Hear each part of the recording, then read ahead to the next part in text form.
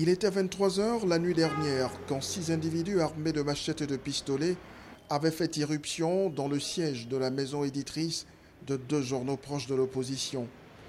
Des bureaux incendiés, des ordinateurs emportés. Ici, le personnel est encore sous le choc et très inquiet. Le fait même que nous soyons des journaux proches de l'ex-parti au pouvoir et la manière cavalière dont ce parti est étiqueté par l'actuel parti au pouvoir comme étant derrière les attaques qui se passent dans les camps militaires, bien évidemment, le lien vite fait, c'est un blanc-seing qu'on donne aux militants de s'en prendre à tout ce qui est proche de l'ex-parti au pouvoir. À la suite de cette deuxième attaque en 24 heures après celle du siège du Front populaire ivoirien, le principal parti de l'opposition, le parti au pouvoir rejette en bloc toute accusation. Nous avons été surpris, alors qu'aucune enquête n'avait été diligentée, d'entendre des voix au sein du FPI dire que cette attaque a été menée par des militants pro-Ouattara, ce qui n'est pas vrai.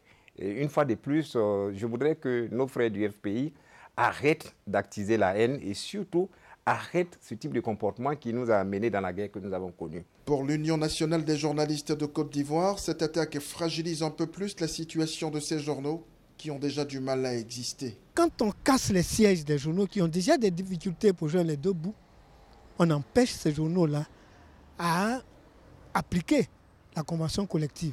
On ne peut pas dire qu'on se bat pour la démocratie dans un pays et s'attaquer aux organes de presse qui constituent même les piliers de cette démocratie-là. Ces actes d'insécurité répétés éloignent dans tous les cas un peu plus les Ivoiriens de la réconciliation nationale tant rêvée.